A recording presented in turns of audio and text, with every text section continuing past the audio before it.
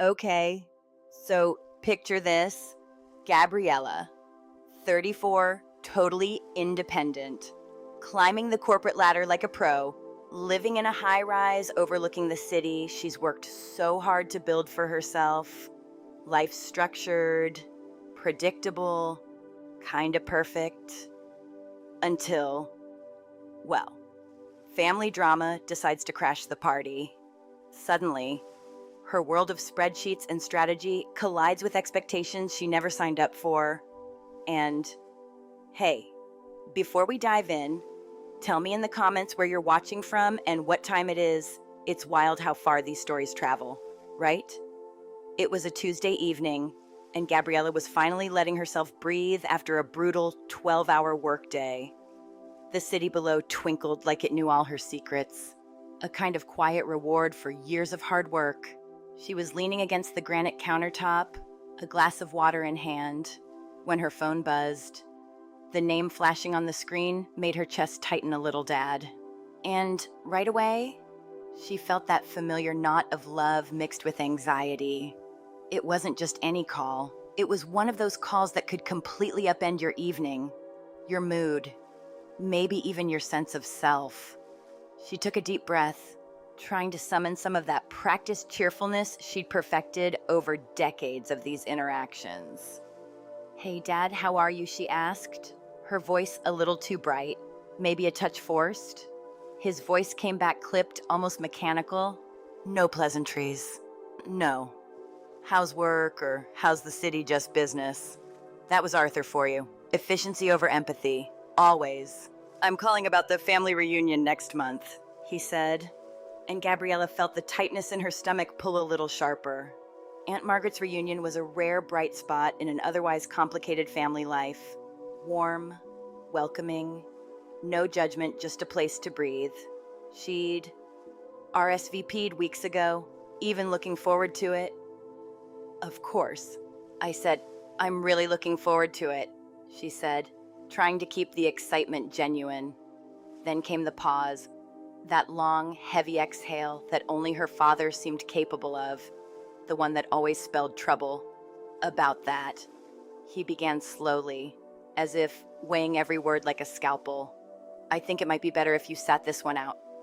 Gabriella froze, her hand tightening around the glass.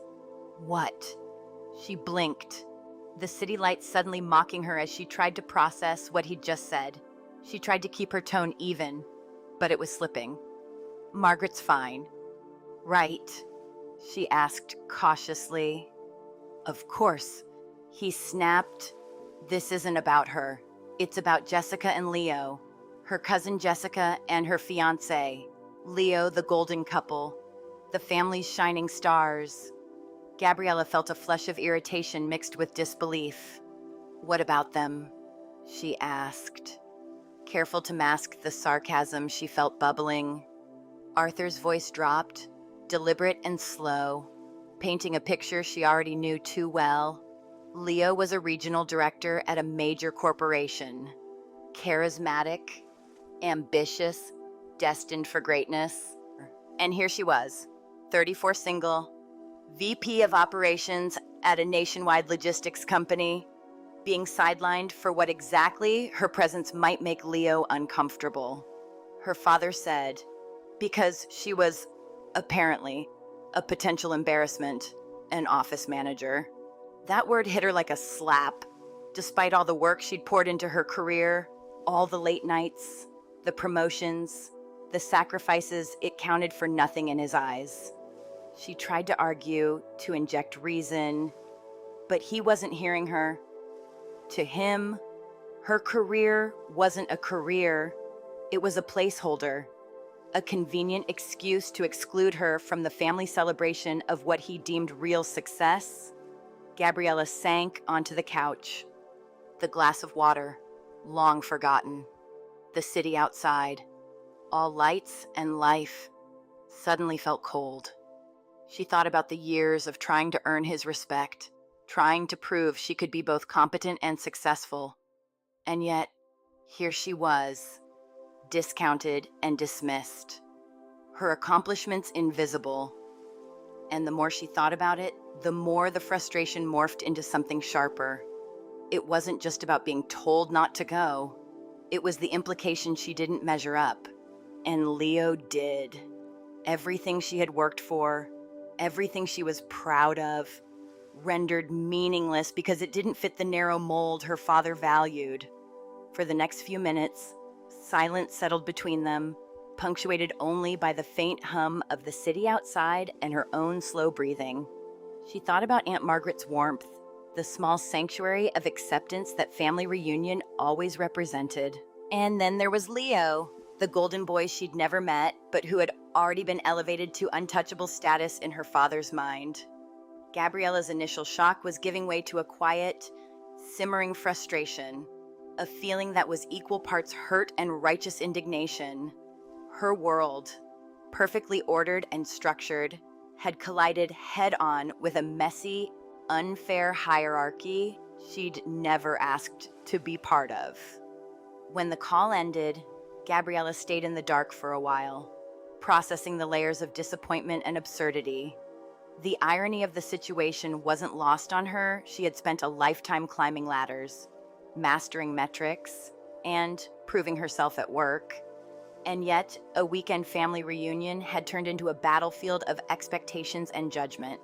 The mix of love, obligation, and irritation swirled inside her as she stared at the ceiling, realizing something important. No matter how successful she was, in her father's eyes, she was still a potential embarrassment compared to someone who, on paper at least, was perfect. And that realization, bitter and sharp, was just the beginning of what was about to unfold. Gabriella sat back in her apartment, phone in hand, scrolling through the family group chat and social media feeds like she was bracing for impact. Every notification felt like a little jab, carefully curated photos of Jessica and Leo living this picture-perfect life she was apparently excluded from. There they were, at some exclusive restaurant, clinking champagne glasses, the caption gushing about Leo's brilliance and ambition. Power couple boss life. It read as if the universe needed reminding just how perfect they were. Gabriella let out a short, sharp laugh, more of a groan really, and shook her head. Perfect. Huh. She thought about her own evening catching up on overdue work, reheating last night's dinner in a sad Tupperware container. The contrast wasn't just obvious, it was absurd. It wasn't that she begrudged them their happiness, not exactly. She could even appreciate the charm and confidence Leo exuded in the photos. But it wasn't just about the pictures. It was the way the family, led by her father, treated him like he was some untouchable star, and her as the invisible backup.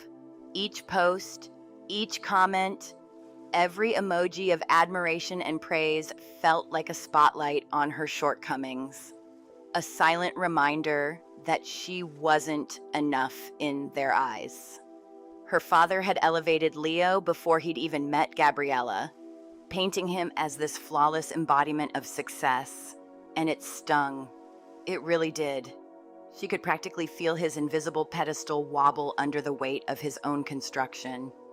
But of course, that was invisible to everyone else. Scrolling further, Gabriella saw the vacations, wine country weekends, yachts, and Paris trips for birthdays. She read the captions carefully, like evidence in some absurd case, so grateful to be by the side of a man who's changing the game. Jessica wrote under a picture of their champagne toast, her eyes twinkling in filtered perfection.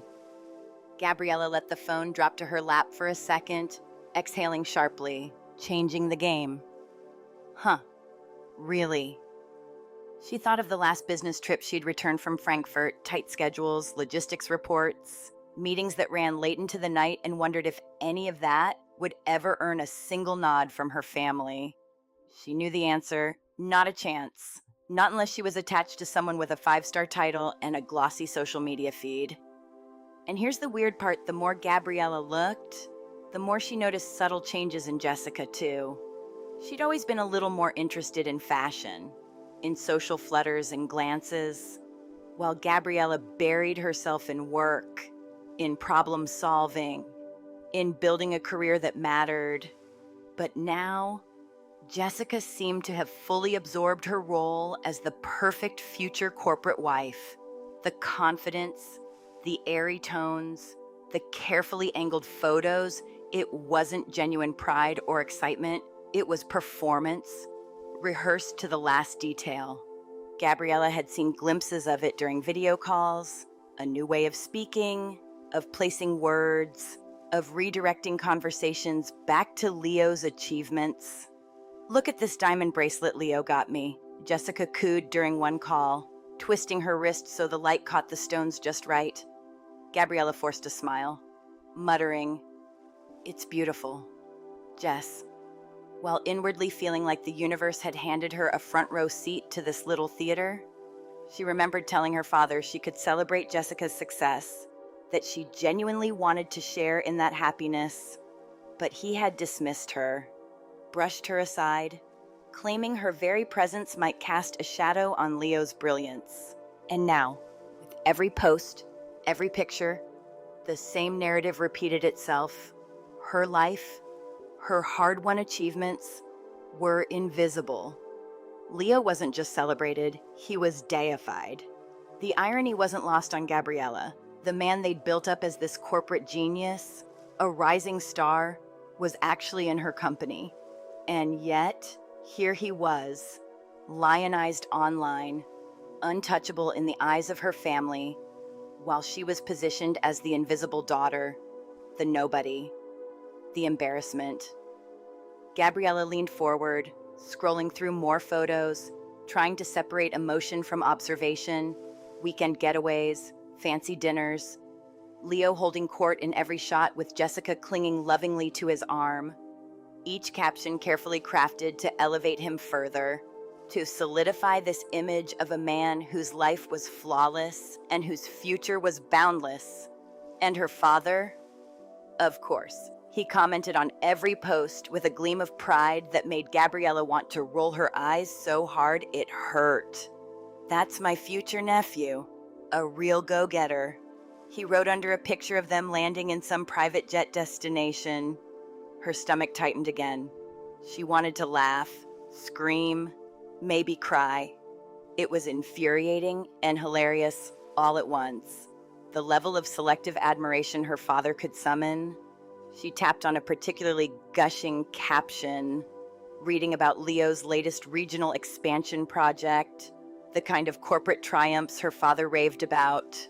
Gabriella sat back, crossing her arms. Sure, he sounded impressive in words on a screen, but she knew the reality of corporate life, and she knew just enough to suspect that the shiny picture they'd painted might have cracks beneath it. Still, that didn't matter to her father or Jessica. The narrative had been chosen. Leo was perfect. Gabriella was not. Her mind wandered briefly to her own work.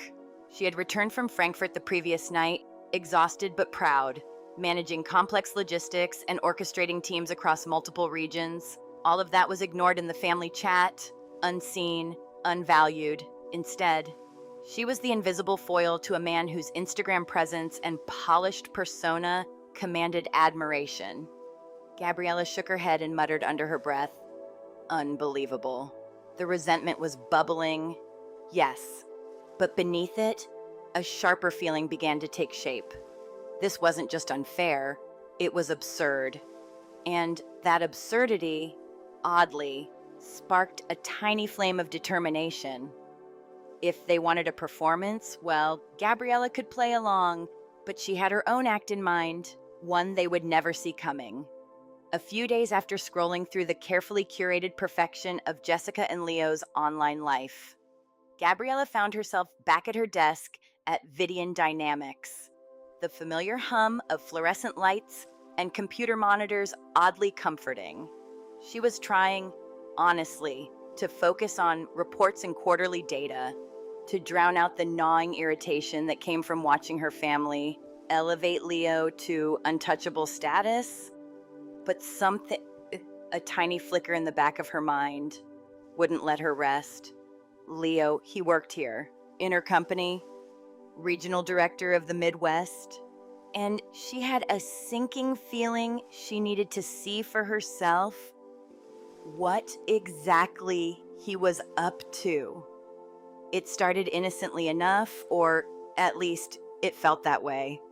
Gabriella leaned back, letting the leather chair groan beneath her, and opened the latest regional performance report.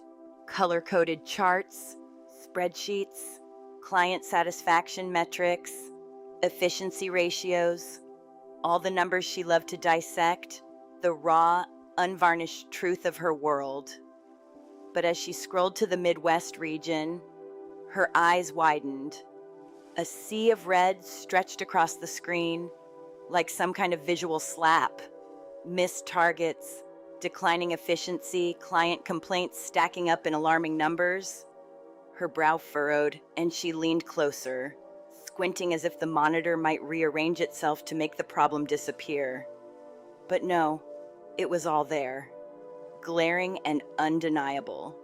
The Midwest had historically been a reliable, solid performer, steady growth, satisfied clients, minimal hiccups, and now catastrophic decline. Gabriella's mind raced.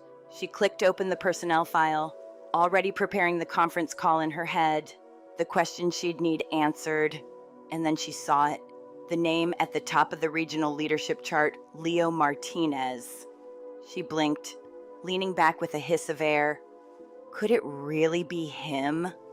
It had to be a coincidence. Leo was a common enough name, right?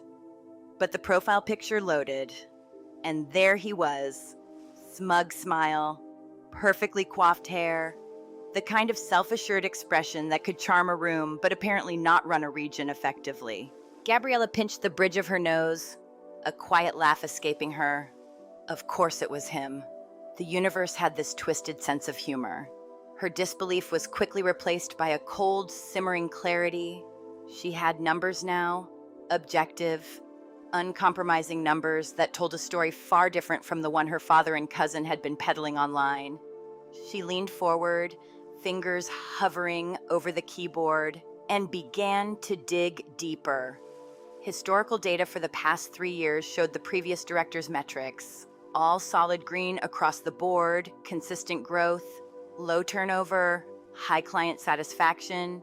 And then, exactly 8 months ago, after Leo stepped in following the previous director's retirement, the decline started immediately. Shipping deadlines were missed by an average of 48 hours. Inventory errors had tripled. Employee turnover spiked by 40%. Gabriella exhaled slowly, almost in disbelief. It was like someone had ripped the engine out of a well-oiled machine and replaced it with chaos. The client complaint logs were even more damning. She read each one carefully, her professional mind piecing together a narrative that was as chilling as it was satisfying. Multiple clients described Leo's arrogance, his dismissiveness, the way he promised things he couldn't deliver, then blamed his team when everything went wrong. One national retail chain had even filed a formal complaint, nearly pulling their multi-million-dollar contract, saved only because a more competent logistics manager had stepped in to smooth the chaos.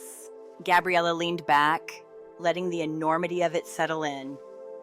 The Leo her family worshipped as a corporate hero was, objectively, failing spectacularly. And the irony, she was the VP of operations, he reported to her.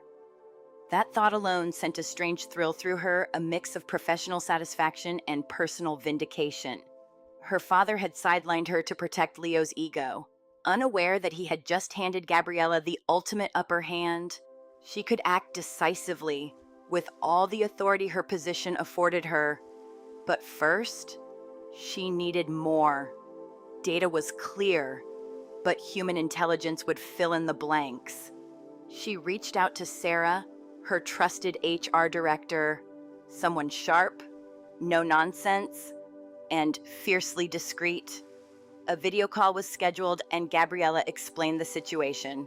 Carefully avoiding Leo's name at first, she needed exit interviews from the Midwest region, she said, for all employees who had resigned in the last 6 months. Patterns, trends, themes, anything that might shed light on the collapse she was witnessing.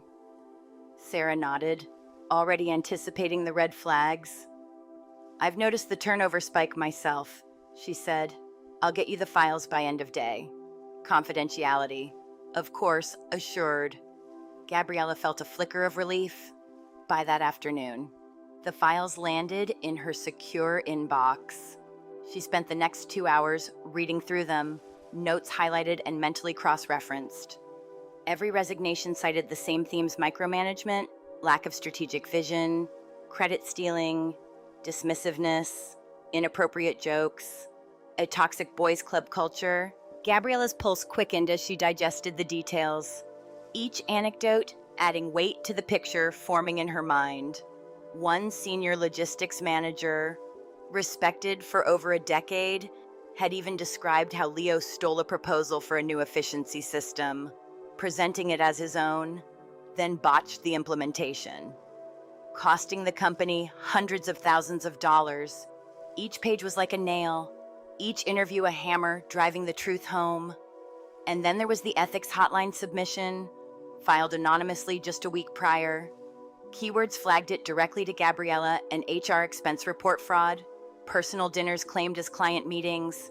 The report didn't mention Leo by name, but Gabriella didn't need it to. She knew who it was.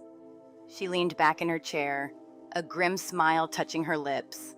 The evidence was overwhelming: documented failures, human testimony, and formal ethics concerns. Leo wasn't just incompetent, he was corrosive, a liability to the company and a fraud wrapped in a designer suit and charming smile. As the initial shock wore off, Gabriella felt her personal indignation bubble alongside professional clarity. Her father had tried to cast her aside, to make Leo shine brighter, to protect the image of family perfection. But Leo, the man they had built up to mythic heights, was nothing more than a failing middle manager. Reporting directly to her, the opportunity was deliciously clear. The professional path was obvious: investigate thoroughly, take action, and resolve the issue for the good of the company. But the personal stakes, the upcoming reunion, the potential embarrassment for her family, the irony of exposing him in front of the very people who idolized him, added an intoxicating layer of suspense. Gabriella allowed herself a brief pause, closing her eyes for a moment, imagining the reunion, her father beaming at Leo, Jessica hanging on his every word. And then she imagined the reality, the truth she now held, backed by data, HR reports, and ethics complaints. The mental image made her pulse quicken. She had the power, the facts, and the timing. This wasn't just about work, it was about reclaiming the narrative that had been stolen from her. And as she leaned forward again, reviewing spreadsheets, reports, and emails, she realized something for the first time in this entire family drama. The advantage was hers, and she was ready to wield it. The week leading up to the reunion was a whirlwind of mental preparation for Gabriella. She kept telling herself to stay calm, to think strategically, like she would at the office. But, well, it wasn't exactly a normal work challenge.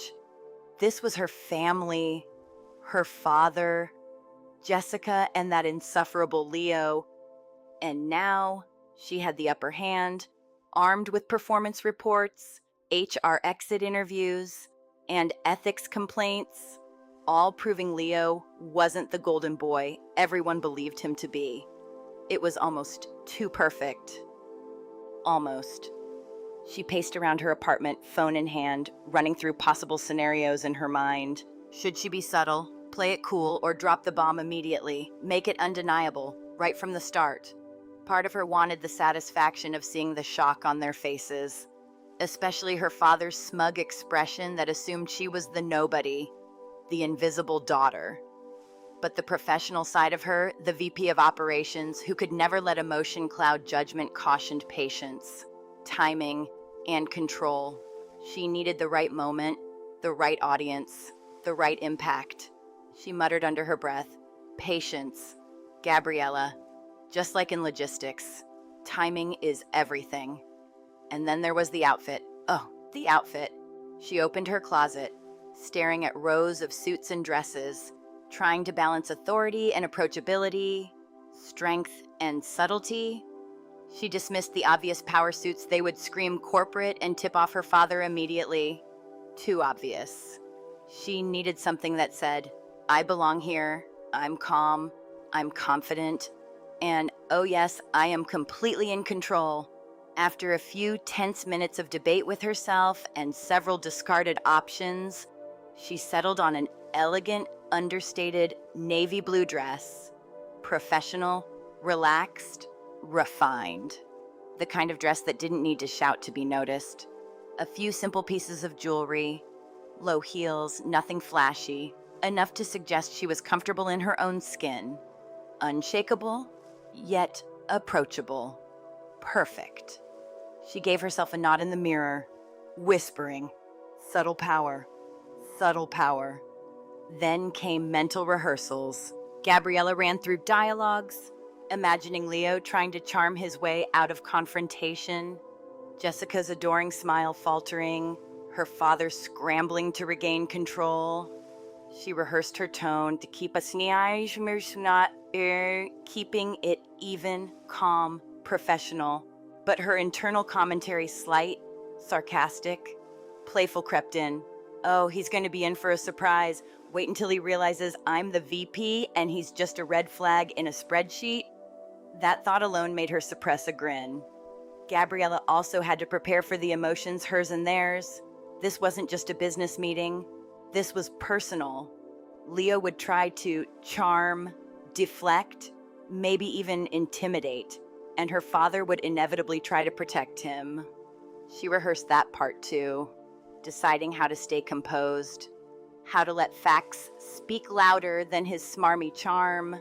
And as she paced back and forth, sipping tea for focus, she allowed herself a tiny thrill of the mix of fear and anticipation that came with knowing she had the truth and the perfect timing to reveal it. Of course, she had to stay realistic. There was risk, always risk. Family drama could spiral, reputations could fray, and she had to be ready to retreat gracefully if necessary. But the more she thought about it, the more she realized she was ready, not just for confrontation, but for control. This was her stage now, her narrative, and she was going to write it in a way that no one, her father, Jessica, or Leo, would forget. Hours passed as she rehearsed, planned, and mentally strategized, checking her phone and social feeds intermittently to see updates on the family's prep for the reunion. Jessica's posts, Leo's carefully curated captions, all fed into Gabriella's growing sense of purpose. She was ready, confident, calm, and precise. Not vindictive, but resolute. Professional and personal stakes entwined. Yes, but for once, the outcome didn't feel uncertain, it felt inevitable. She smiled, letting the tension ease slightly, while the excitement and thrill built quietly under the surface. Tomorrow, she thought, tomorrow the performance begins, and this time, she would be the one holding the script. The morning of the reunion arrived, bright and deceptively cheerful. Gabriella woke with a strange mix of nerves and anticipation. The sun streamed through her apartment windows. Oblivious to the storm she carried in her chest, she dressed carefully. The navy blue dress from the previous night hugging her in all the right places, projecting that quiet confidence she had meticulously cultivated. Simple jewelry, low heels, understated elegance. Everything was in place.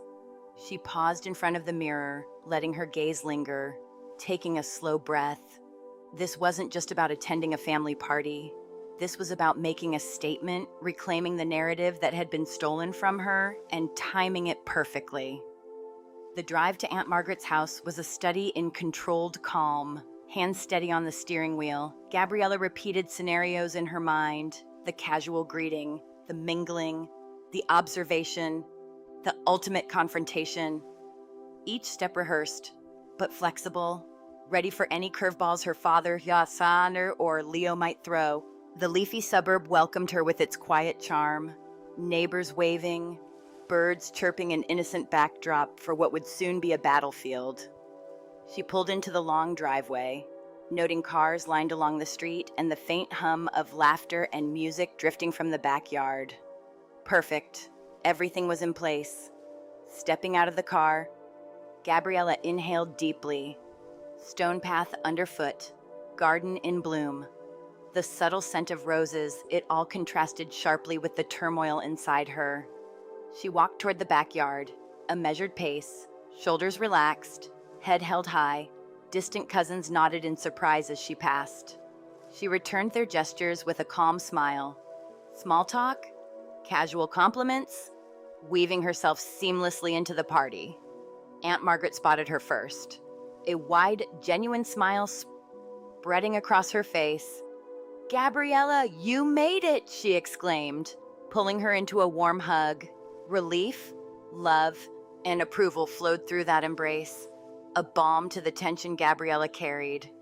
"I wouldn't miss it for the world," she replied sincerely, and for the first time in days, she meant it. And then, her eyes landed on him, Leo, standing near the barbecue pit, a beer in one hand, the other gesturing grandly as he told some story. A group of cousins and aunts hung on every word, laughter punctuating his every line. Jessica clung to his arm, eyes sparkling with adoration. Everything about the scene screamed staged perfection, crisp linen pants, a freshly pressed polo, tanned skin, practiced charm. Gabriella's pulse quickened, but she kept her expression serene. Patience, timing, control. This was her performance as much as it was theirs. Across the yard, she caught a glimpse of her father, Arthur. His smile froze when he spotted her, eyes widening. Confusion and anger flickered across his face. He excused himself from his group, moving stiffly toward her. Gabriella held her calm, her smile unwavering. "What are you doing here?" he hissed, voice low, meant only for her. "I thought it would be better if I came," she replied smoothly, her tone pleasant, neutral, giving nothing away. Before the tension could escalate, Aunt Margaret stepped between them, her presence commanding yet gentle. "Arthur, for heaven's sake, this is a family party. Gabriella is your daughter. She's welcome here." Her voice left no room for argument. Gabriella felt a flicker of satisfaction as her father faltered slightly, caught off guard by Margaret's authority. She scanned the yard casually, allowing the scene to settle in around her. One obstacle down, she mingled, complimenting relatives, commenting on the garden, the food, blending in perfectly. All the while, she watched Leo, observing his movements, listening to his stories, noting the adoration he drew, every laugh at his jokes, every approving glance from Jessica. It fueled her determination, sharpened her focus. The main meal wound down. People gravitated toward the patio table, where Leo, Jessica, and Arthur sat with a few key relatives. The stage was set. Gabriella picked up her iced tea, heart hammering, steps even and deliberate, each movement measured, her calm exterior betraying none of the anticipation coiling inside. She approached the table with a serene smile. "Mind if I join you?" she asked. Voice pleasant, casual. Jessica looked up, surprise and a hint of annoyance in her expression. Arthur's scowl deepened, protective and rigid. Leo, ever the charming host in training, flashed a brilliant, confident smile. "Of course, the more the merrier. I don't think we've been properly introduced. I'm Leo," hand extended, firm grip, self-assured. Gabriella shook it lightly, a subtle but deliberate acknowledgement. "Gabriella," she replied smoothly, letting the word hang in the air. "It's a pleasure to finally meet you. I've heard so much about you, All good things, I hope, he said with a self-satisfied chuckle. Comprehensive. Gabriella answered, tone measured, letting it linger as she seated herself. Her father cleared his throat, eager to redirect the conversation. Leo had just been boasting about a Midwest expansion project, a huge responsibility. Arthur prompted, "The company has faith in him." Leo leaned back, basking in attention, speaking with practiced authority. When you deliver results, they tend to give you more rope, high-pressure environment, but that's where I thrive. Aggressive, innovative. The old ways just don't cut it anymore. Gabriella listened, slow sip of iced tea, holding his gaze over the rim. Interesting you say that, she began. Voice calm, deliberate. I'm actually very familiar with Vidian dynamics. His smile faltered, almost imperceptibly. Oh, really small world. Smaller than you think, she replied. Tone smooth, conversational, but edged with anticipation. I follow the Midwest region's performance closely. Numbers have been concerning: 40% spike in employee turnover, threefold increase in inventory errors, significant drop in client retention over the last 2 quarters. She let each fact settle, observing reactions. Color drained from Leo's face. Jessica blinked, confused, and her father stiffened, disbelief flashing across his features. Gabriella, what are you talking about? This is hardly the time or place to discuss business statistics, Arthur said, a mix of panic and indignation. I disagree, Dad, Gabriella replied evenly. You said this reunion was for celebrating real success. I just want to clarify what that looks like. Leo, what would you say is the biggest factor in the Midwest's decline? Leo sputtered. Attempting recovery? I don't know who your source is, but those numbers are out of context. Restructuring, transitional periods. It's part of a long-term strategy. Gabriella raised an eyebrow. A strategy that includes losing your largest client due to unprofessional behavior. That was averted only because a competent manager stepped in. Part of the plan. 2, silence. The ambient noise of the party seemed to vanish. Jessica's adoring smile was gone, replaced by dawning horror. Leo glared. Venomous. You have no idea what you're talking about. Just some office worker stirring trouble. He spat. Amid the stunned silence, Gabriella turned her gaze to her father. Dad, you've always been so impressed with Leo's title. Regional director, sounds important, but you never asked what mine was. You assumed I was a nobody. She let that sink in, then turned back to Leo, voice crisp and professional. My source, the quarterly performance reports I personally review, HR exit interviews, and an ethics complaint under active investigation. You report to me. I am your source. The silence was absolute. Jessica gaped. Arthur looked as though he'd been struck. Leo's face was pale, sweat forming at his temples. Gabriella stood, napkin in hand, tone final. This is your performance review. Leo, you are failing spectacularly. Not a rising star, but a liability. A fraud who takes credit for others' work. Your pedestal was built on lies. We'll have a formal meeting Monday at 9 a.m. Sharp, don't be late. She swept her gaze across the stunned family. As for the rest of you, I hope you've enjoyed this celebration of success. Without another word, Gabriella turned and walked away, each step deliberate, leaving a crater of shocked silence. Eyes followed her, but for the first time, she didn't care. Truth had been revealed, performance completed. She felt light, liberated, the invisible daughter reclaiming her place and authority. She found Aunt Margaret, hugged her, whispered thanks. Margaret's hand squeezed hers, eyes conveying unspoken understanding. Gabriella nodded, walked to her car, engine humming quietly, ready to watch the fallout from a distance. The stage had been hers, the script executed flawlessly, and for the first time in years, she was truly in control. The days following the reunion were surreal for Gabriella. The immediate aftermath was a mix of relief, lingering adrenaline, and that strange, intoxicating sense of satisfaction that came from knowing she had finally set the record straight. Her phone had been quiet for the first hour after the confrontation, and she almost thought maybe the world hadn't noticed. But then the notifications started. Jessica, furious, alternating between disbelief and accusation. Text after text, each one more dramatic than the last. How could you do that to him? You ruined everything. You're jealous of my happiness. Gabriella read them, her thumb hovering over the screen. A small smirk forming, then, with deliberate calm, she blocked the number. Nothing left to say. It was done. Leo didn't call either. No texts, no desperate attempts to charm or explain. Silence.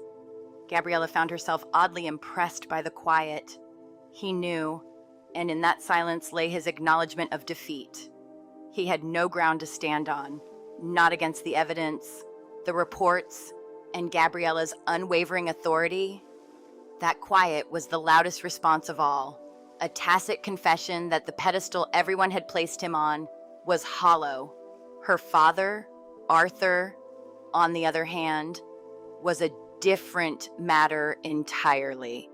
For weeks, there was avoidance, tense conversations where he skirted around the reunion entirely, every attempt at interaction heavy with unspoken tension. Gabriella, surprisingly, didn't mind. She had rehearsed patience and detachment. She knew some wounds took time, and some lessons needed to sink in, and sink in they did. A month later, a letter arrived in the mail, handwriting shaky, words chosen with effort, the tremor of emotion almost palpable. It wasn't a perfect apology. He didn't fully grasp the hurt he had caused over decades, didn't articulate the depth of what he'd done, but it was a start. Gabriella read slowly, savoring each sentence, each admission. He wrote that he had been wrong, that he had been blinded by superficial ideas of success, and that he was beginning to see her, truly see her for who she was. He ended by saying, "I don't know anything about your world, Gabriella, but I know you are strong, and I am, for the first time, truly proud of you." There was an invitation, tentative, to meet for dinner, to begin again. Gabriella set the letter aside, letting the words linger. Some wounds, she reminded herself, needed more time. Healing wasn't instant, but there was a sense of possibility now, a fragile thread connecting her to a part of her family she had thought lost forever. The fallout at work, meanwhile, was immediate and tangible. Gabriella had already taken steps to stabilize the Midwest region, appointing a competent and experienced internal candidate as interim director. Within weeks, the numbers began to recover, turnover stabilized, inventory errors dropped, client complaints diminished. The chaos that Leo had left in his wake was being addressed with precision, and Gabriella watched as the system, her system, regained its rhythm. There was satisfaction in that, a quiet triumph that was professional, measurable, and undeniable. The sense of accomplishment was different from family dynamics, but it was equally sweet. She had solved a problem, righted a wrong, or so, and reclaimed authority without resorting to petty vindictiveness. Just execution, just results. At home, Gabriella found herself reflecting on the personal changes. Jessica and Leo's engagement didn't survive long after the reunion. Once the illusion of Leo's success crumbled, his allure vanished. The Instagram perfect life, the carefully curated captions, the public admiration, all of it dissolved. Gabriella didn't follow the details too closely. She didn't need to. The outcome spoke for itself. Jessica moved to a new city, ostensibly to find herself, and her social media accounts went silent. It was almost poetic. The narrative her family had constructed unraveled as naturally as it had been spun. Gabriella, for her part, felt a profound sense of peace she hadn't experienced in years. She realized slowly that her entire life had been shaped by the pursuit of validation from people who weren't capable of giving it. Her father, caught up in his rigid notions of success, had overlooked her achievements, her agency, her intellect. Jessica had performed the role expected of her, and Leo, a fraud hiding behind a polished smile. Now, that old pressure had lifted.